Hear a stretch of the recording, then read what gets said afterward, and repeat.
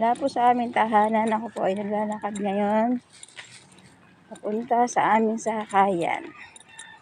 Makita niyo naman po kung gaano kahaba ang aking nilalakad.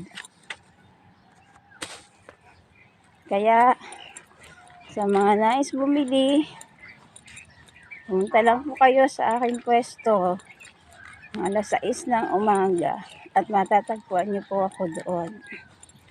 At makita niyo naman po, napakalayo pa ng aking nilalakad. Medyo madilim-dilim pa po ngayon. 1 hour later. Kita nyo naman po, napakarami pa ng puto ko sa ngayon. Mamaya po ay sold out na po yan. At unahin po, ito po ay may order na sa akin at kukunin na po nila ito mamaya. Ito po ang puto ko chinta, pulang puto at puti, magkapares at puti puto. May kasama po niyog. Kaya sa nais bumili, pumunta na po kayo dito sa akin sa Ermita, Balayan, Batangas. At malapit lang po ako sa Walter Mart, Balayan, at katapat po ako ng Motoport.